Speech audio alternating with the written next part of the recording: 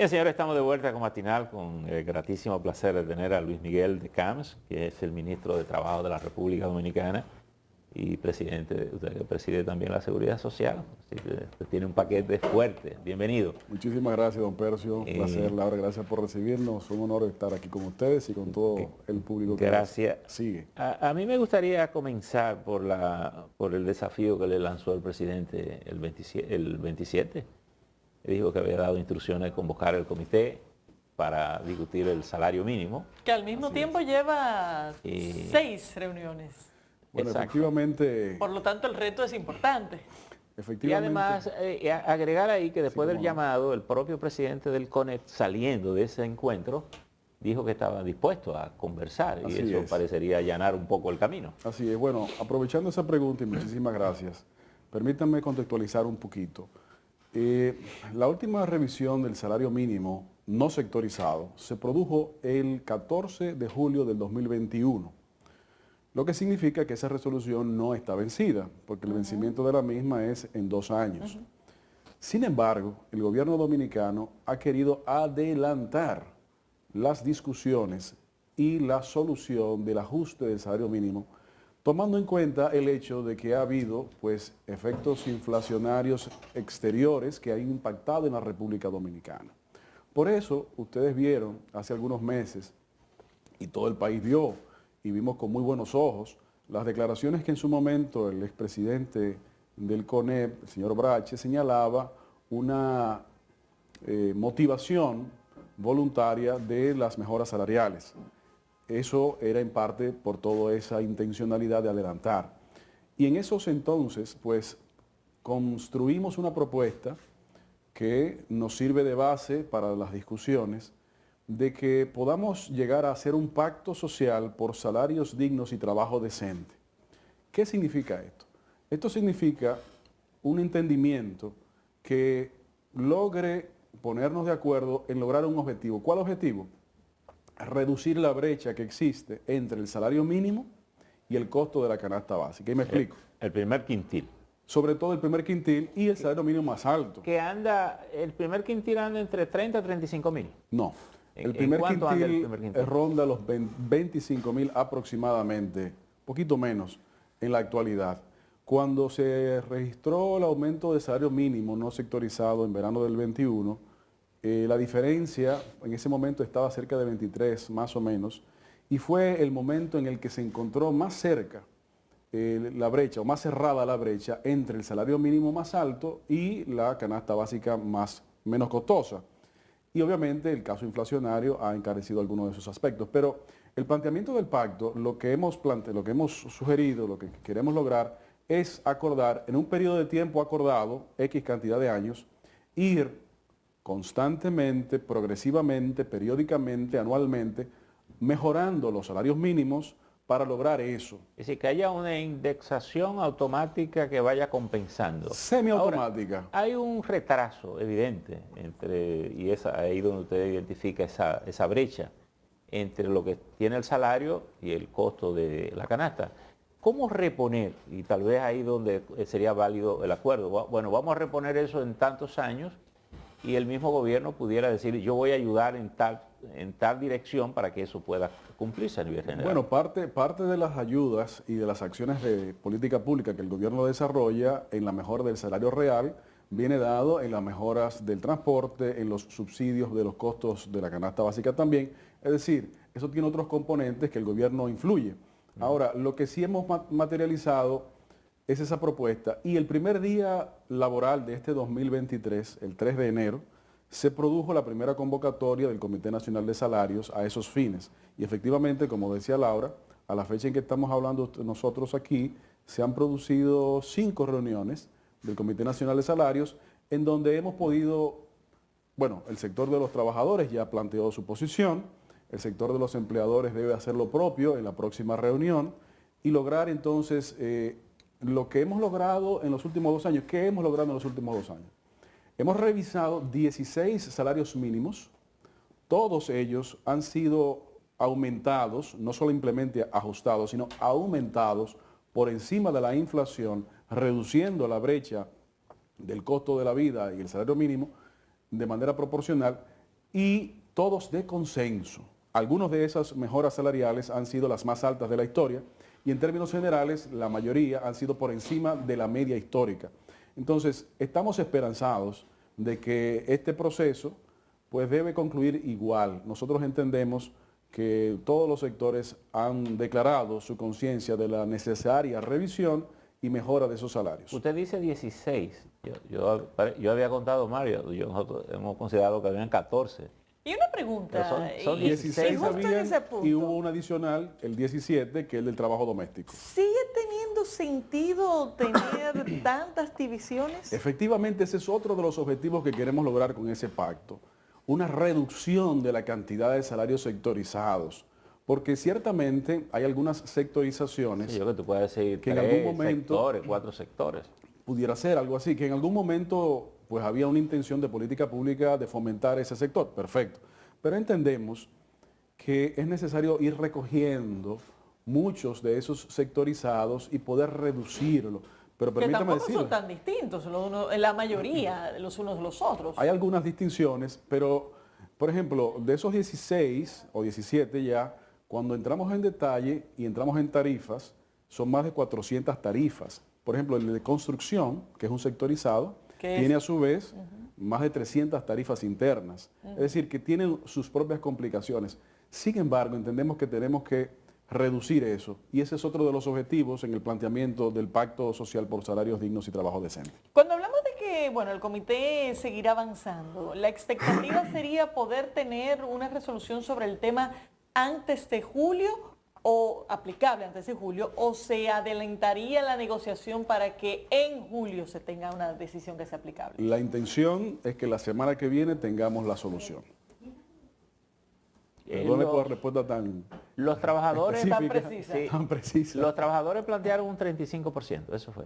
Ese fue el planteamiento que ellos hicieron. Y Así los es. empresarios están pendientes de llevar la suya. Así es. ¿Cuál es la idea? Y el gobierno ha dicho que va a ser por encima de la inflación. ¿Cuál es, que todavía la es un idea dígito. que tienen ustedes? Bueno, la inflación acumulada Sí. ¿Cuál se desde usará? la última revisión hasta enero 2023, Ajá. hay que agregarle febrero, que todavía no sabemos el número, pero hasta enero, ronda cerca del 13%. Ah, es un 13. 13%. Porque es acumulada, ok. Ahora, Acumulada desde el 14 de julio 2021 a enero 2023. O sea Ahora- que estaríamos hablando de que si la posición del sector empresarial concuerda en que va a ser un poco por encima, por lo menos del nivel de inflación, sería de al menos un 15%. No sé, habrá que escuchar. ahora, ¿pudiera ser posible consensuar ese incremento de por lo menos reconocer la inflación registrada a partir de ese punto y un acuerdo para estrechar la brecha que ustedes referían ahora, digamos, en 1 o 2 años, qué sé yo, es decir, dependiendo del monto que se establezca?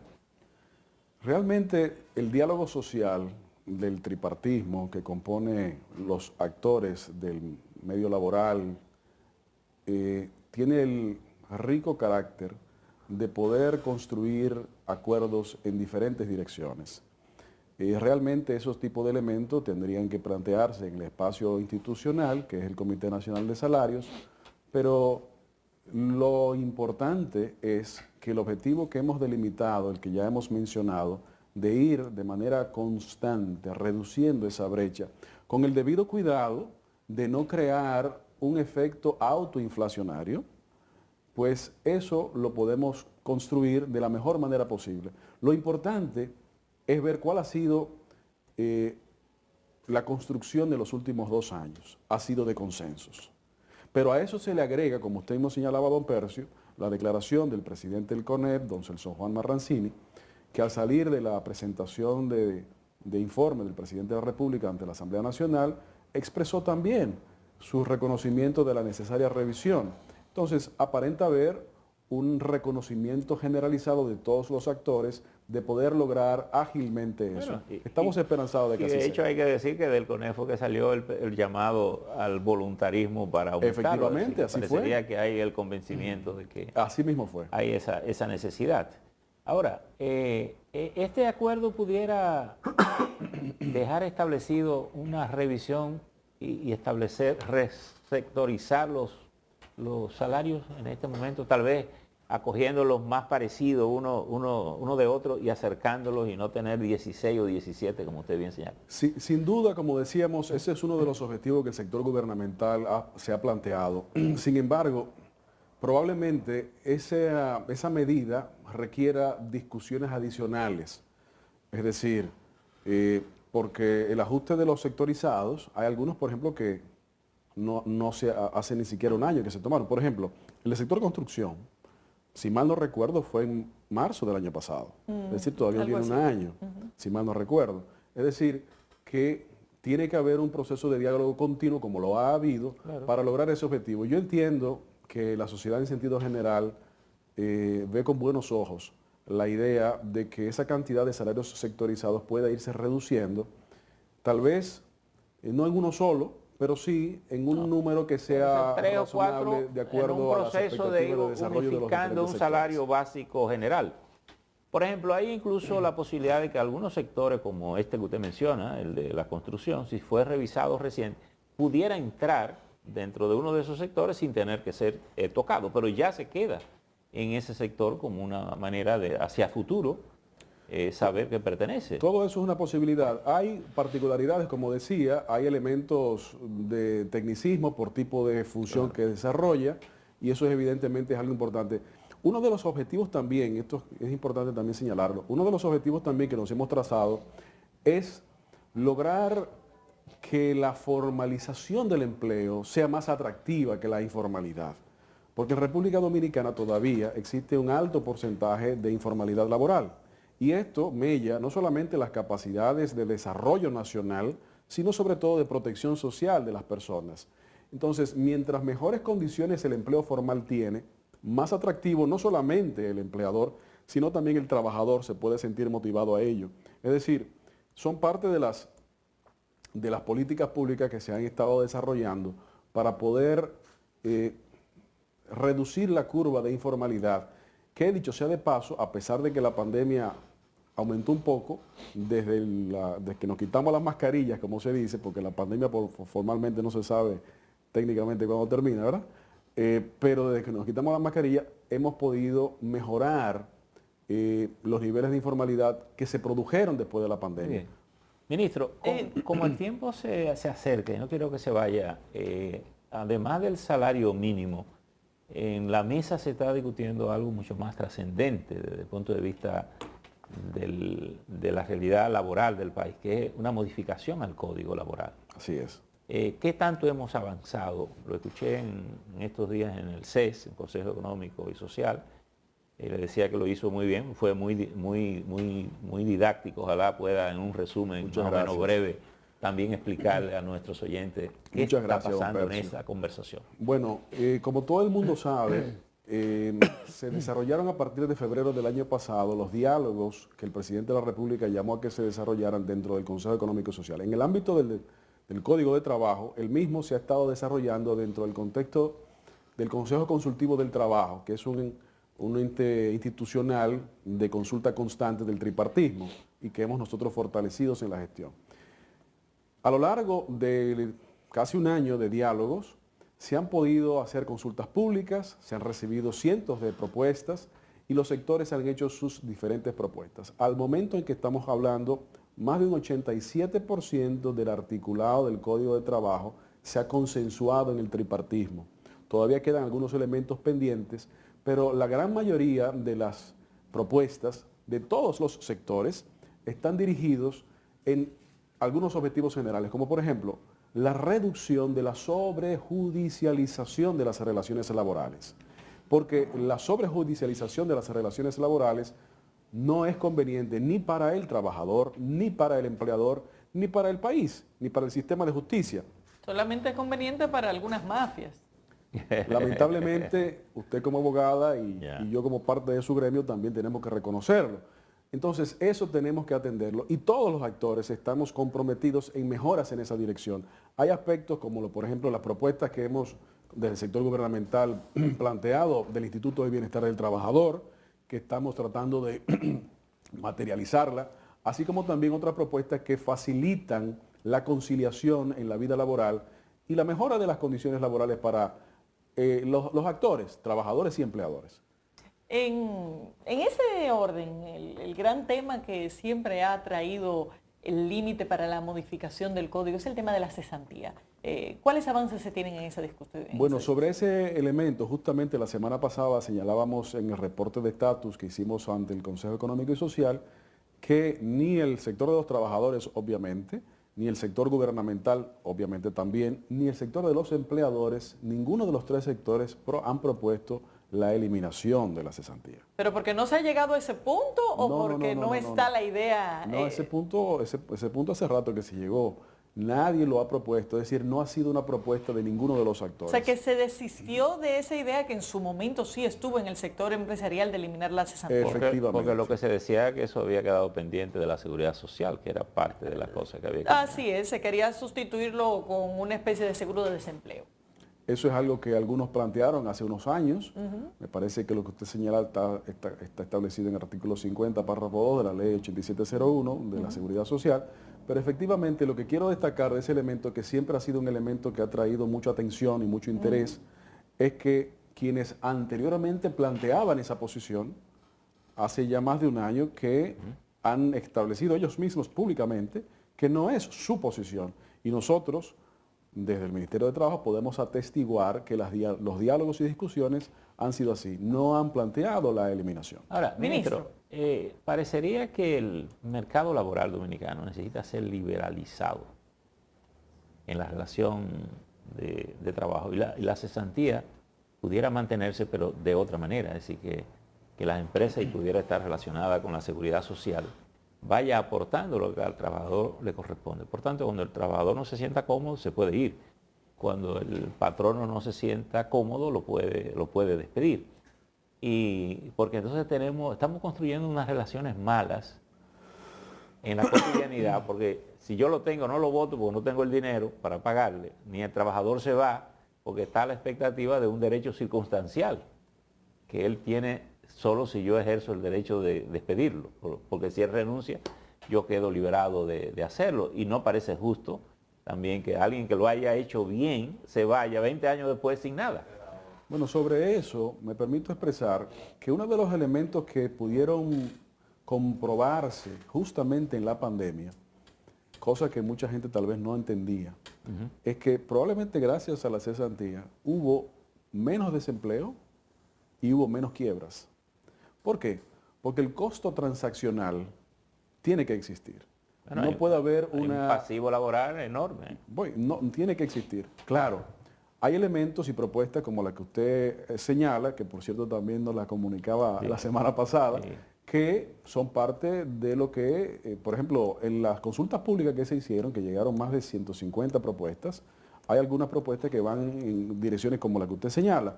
Bueno, lo importante es que los derechos de los trabajadores se reconozcan. Claro. Lo importante también es que no haya una liberalización sin consecuencias, en el sentido de que cuando no hay costos transaccionales, pues entonces sufre el propio mercado de trabajo, sufre las condiciones del empleo y sufre también, consecuentemente, las condiciones de la economía. Probablemente tiene que haber un negativo. Sin desmedro de todo lo anterior, hay que también reconocer que nuestro código, que es muy bueno, pero obviamente ya tiene 30 años, tenemos que modernizarlo, haya creado inadvertidamente fomentos perniciosos. Porque, como usted señala, hay situaciones que se dan que no es la mejor situación ni para el trabajador ni para el empleador. Y cosas como esas, obviamente, hay que revisar. Y porque el mercado laboral ha cambiado mucho. No quisiera que se nos acabe de ir el último minutito de entrevista que tenemos sin que toquemos el tema de la seguridad social. En un minuto nada más. Vamos a ver cuánto nos podemos robar. Pero bueno, eso es una crisis que todos hemos estado viendo. Parece estar en una especie de tregua, exceptuando una ARS. ¿Cuál es la perspectiva de que se busque una solución permanente a este impasse con los médicos? Bueno, mire, saludamos la decisión del Colegio Médico de suspender la línea de reclamo en como lo estaban generando. Y creo que la intervención de la señora vicepresidenta ha sido muy importante en esa dirección. Y estamos seguros de que con la decisión de retomar la vía del diálogo, como lo ha hecho el Colegio Médico, vamos a poder seguir construyendo soluciones, porque muchas de las mejoras que todos queremos, se han podido ir avanzando. Claro, y ahí vuelvo y meto el tema laboral. Tenemos que reconocer que un mercado laboral en donde más del 50% es informal, significa que más del 50% de las relaciones salario-dependientes no cotizan a la seguridad social. Significa que los recursos económicos de los que dispone la seguridad social deberían ser mayores de los que son. Por eso, aunque aparentara que no estuviéramos hablando de seguridad social en todo lo largo del programa, sí lo estábamos haciendo, porque estábamos hablando justamente de la base de sustentación económica de la seguridad social. Entonces, saludamos esa decisión de seguir fortaleciendo el diálogo. El gobierno del presidente Abinader ha promovido el diálogo de manera constante. De hecho, en la propia intervención del presidente el pasado lunes, 27 de febrero, ha planteado la construcción de un pacto en términos de nacionalidad y en términos de país. Eso es otro compromiso más, otra señal más de la construcción de diálogos, tanto en el tema de seguridad social como en el tema laboral, como en todos los temas que nos ocupan a los dominicanos. Estamos convencidos que la confianza que el presidente Abinader ha podido no solamente generar, sino mantener con las ejecutorias y los resultados que ha podido lograr, vamos a canalizar esas soluciones a través de ese mecanismo. En sentido general, ¿se espera que pueda haber cambios significativos de tarifa que no impacten el equilibrio del sistema, que es la gran preocupación y es el gran impasse con los médicos? Básicamente el costo de las consultas directas y en qué medida pudiera el primer nivel de atención entrar en juego en esa dinámica. Bueno, ese es uno de los mandatos que señala la propia ley de seguridad social, que no ha sido posible aplicar, y efectivamente es una de las formas de mejor utilización de los recursos del sistema dominicano de seguridad social. Es decir, mientras más recursos se pueden destinar a la atención primaria, más rinden los recursos, porque los problemas no necesariamente se agravarían y pudieran ser atendidos con menos inversión. Eso es parte de los objetivos a mediano plazo que tenemos que materializar. Bueno, despedimos, señores, al ministro de Trabajo. Lamentablemente, menos tiempo del que quisiéramos, pero ojalá se repita pronto y seguiremos viendo cuál es el avance de estos temas. Despedimos a Luis Miguel de Camps, ministro de Trabajo de la República Dominicana. Despedimos también la entrega del día de hoy. Nos vemos mañana.